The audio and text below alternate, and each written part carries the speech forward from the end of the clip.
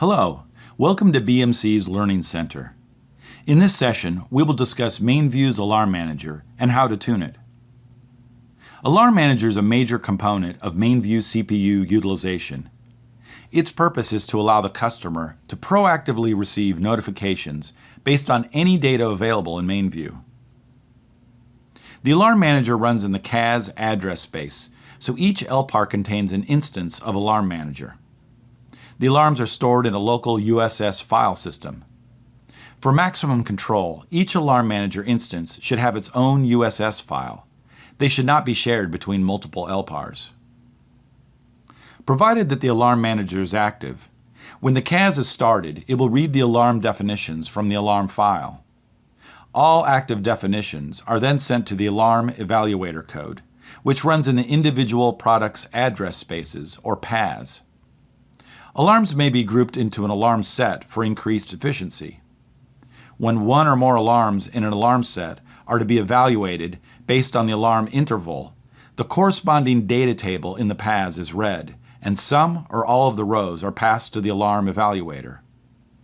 The rows are then evaluated based on alarm conditions. If an alarm is raised, it is passed back to the Alarm Manager in the CAS. From the point of view of the PAS, the Alarm Evaluator is simply another user that requests data at frequent intervals. Because alarms are generally scheduled to run 24/7, this session never ends, and the alarm evaluation processes are generally the highest CPU consumers, since they are running continuously for long periods. Because of this, every effort should be made to make the alarms as efficient as possible. There are four major mechanisms to control alarm evaluation CPU use. Set the alarm evaluation interval as high as practical. For instance, do not leave the evaluation interval at the default of 60 seconds, when it's only necessary to check, say, every 5 minutes. You should make every effort to avoid the very low alarm evaluation intervals, such as 5, 10, or 30 seconds. Some views allow parameters that will act to return only selected rows. You should take advantage of this whenever possible. Construct alarms so that they are grouped together in alarm evaluation sets.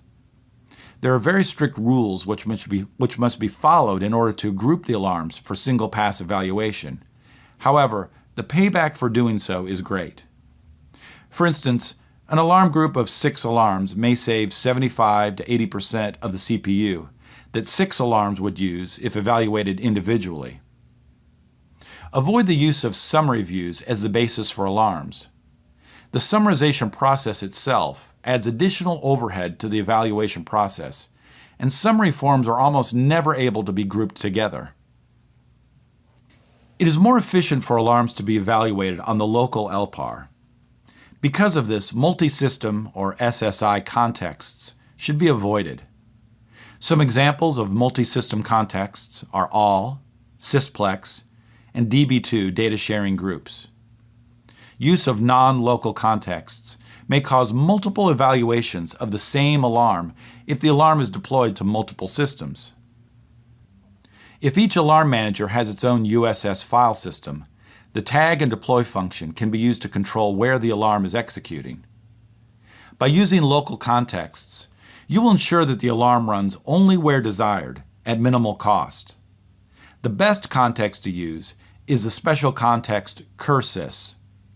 This causes the alarm to execute only on the local system and makes the alarm portable because QWHERE is interpreted by the alarm manager on each LPAR to be the same as the local targets.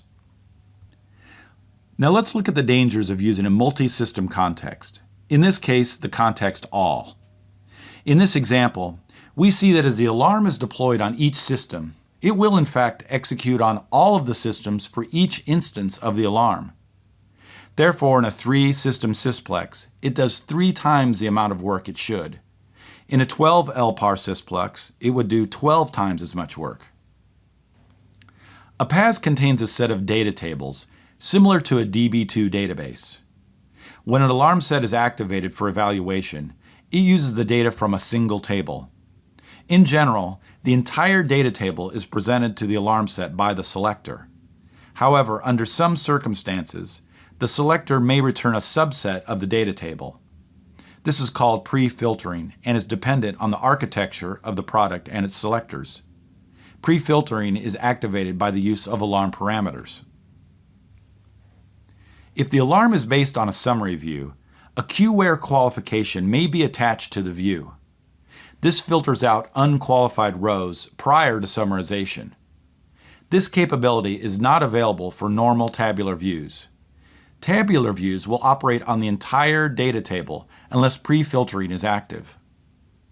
Once the data rows have been returned to the alarm evaluator, parameters, column filters, and where statements will be applied. Any or all of these may restrict the rows that actually get examined by the alarm evaluator. If you are applying restrictions to rows, it is always best to use parameters and column filters. By using these, you may invoke pre-filtering logic in the selector and reduce the number of rows processed by MVI and the alarm evaluator. This is always the best way to filter data. All conditions in parameters and column filters are ANDed together. If complex logic is required, a WHERE or QWHERE statement will have to be used. WHERE and QWHERE statements operate at different points in the evaluation cycle and have different effects on data volume accessed. Normal tabular views can use only WHERE statements. If a QWHERE is present in the base view, it is converted to a WHERE statement in the alarm. A WHERE statement is processed after the data is received by MVI, but before the row is passed to alarm evaluator. This means the entire data table is always processed, but some rows may not invoke the alarm evaluator comparison logic if they do not meet the WHERE statement qualifications. QWHERE statements do restrict the amount of data returned to MVI prior to summarization. They are only available to summary view-based alarms. Because of the high overhead of data summarization, summary views should be avoided as the basis for alarms if possible. This is an example of parameters, column filters, and the optional WHERE statement available to tabular view-based alarms. Note that there is no QWHERE processing available. Parameters and column filters should always be used in preference to a WHERE statement. For a summary view-based alarm, an optional QWHERE statement is available. Specifying QWHERE will restrict the amount of data made available to the summarization process.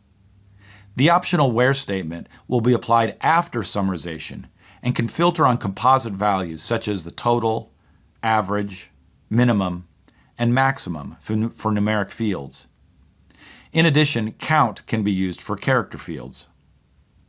So let's say we only want our alarm to examine the storage groups beginning with prod log and product for instance. We also want only those with the IOs per second greater than 2. In this case, we want to raise an alarm if any volume meeting those criteria has a device delay that is delay percentage greater than 0. Here, the QWHERE restricts the data passed back to the AES from 197 volumes to 14. Those are the ones belonging to the prod storage groups. This is a huge reduction in work the MVI summarization must do. After the rows are summarized, the WHERE statement further restricts the data the AES evaluates to only 4 rows or volumes. Note the use of the AVG on the IO second element in the WHERE statement, indicating that this value is applied after summarization. The bottom screenshot, with masking applied for the equivalent of the QWHERE and WHERE statements, shows the 4 rows that the alarm evaluator will actually see. Note the use of the AVG on the IOSQ time element as well. This indicates that the threshold is applied to the averaged or summarized value. Because summary views force MVI through the summarization process, they are considerably more expensive in CPU than an equivalent tabular view. Alarm Manager groups similar alarms into AlarmSets. This greatly increases efficiency of alarm evaluation by evaluating multiple alarms with a single pass of the underlying data table. Alarm Manager will group up to 16 alarms in an alarm set if the proper conditions are met. For tabular view-based alarms, the product, selector, and context must be the same. The product and selector are determined by the view that is the basis of creating the alarm. Once the view has been selected, the product and selector cannot be changed. Multiple views may have the same selector. You can determine all of the views that have the same selector by examining the forms for any view. The context is determined by the user. It's important to use a standard for context naming that will ensure compatibility as alarms are moved onto subsequent LPARs. In general, tabular view-based alarms will use a full table scan unless the data is pre-filtered by the selector.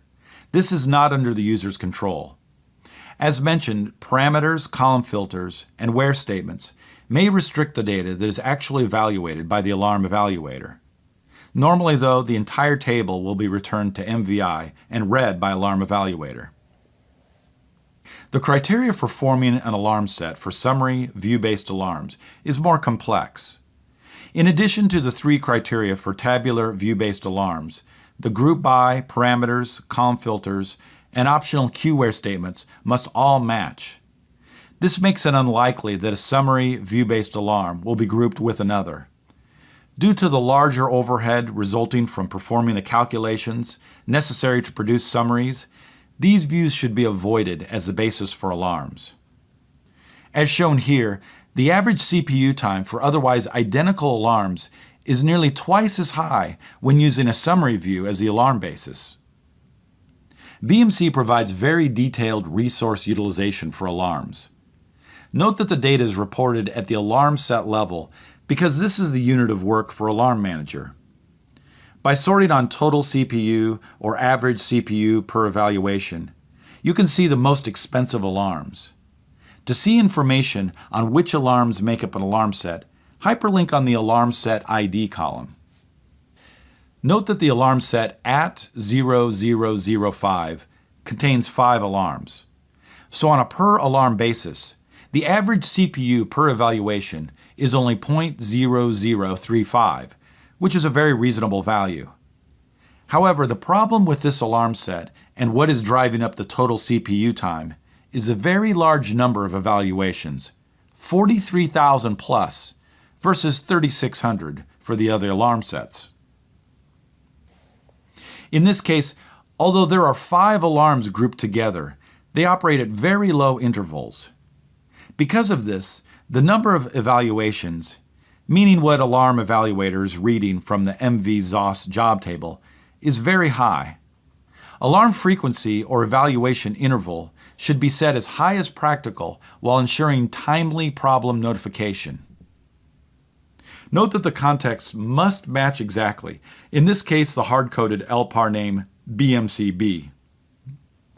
If the alarm context were star local or QWHERE, both of which are equivalent to BMCB when the alarm runs, those alarms could not be included with this alarm set. Make sure to use generic contexts QWHERE whenever possible to make the alarms more portable for deployment. Now in this case, the 2 ICAP alarms in alarm sets 2 and 9 appear to have the same product and context. We then look at the individual alarms by hyperlinking on the alarm set IDs.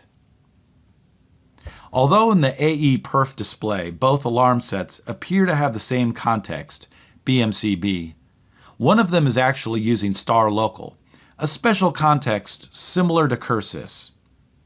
While Alarm Manager has interpreted that to be BMCB in the AE perf display, for alarm set purposes they are not considered to be the same, since if these alarms were executing on any other system other than BMCB, star local would not have the same context value. The views are the same, so if the context mismatch is corrected, the alarms will be placed in a single alarm set. To correct this and make Alarm Set 9 more portable, we will change its alarm's context value to star local. This will allow Alarm Manager to combine the alarms into a single alarm set. By hyperlinking on the alarm definition name, we are taken to the AMD, the Alarm Administration Detail view. We can then change the alarm definition by entering the change command next to the alarm name. When we change the context to star local and reactivate the alarm, We can see both alarms are combined into AlarmSet 2.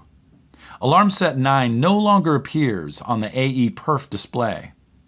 Hyperlinking on AlarmSet 2 confirms both alarms are now in the alarm set. By comparing the average CPU per evaluation of 0.0046 with the original situation where the alarms were in separate alarm sets, 0.0092, we can see we have realized a savings of 50%. This is what we should expect since we are now reading the policy overview data table only once to evaluate both alarms. Because Alarm Manager is a major component of MainView CPU utilization, alarm CPU usage should be monitored and controlled. BMC provides all of the information necessary in the AE perf view. Key points for tuning are: set alarm evaluation intervals as high as possible while still maintaining timely notification. Make use of alarm sets whenever possible. Review alarms periodically to see if minor modifications can result in combining separate alarms into a single alarm set. And avoid using summary views as the basis for alarms. That's it for this session. We'll see you next time. Thanks.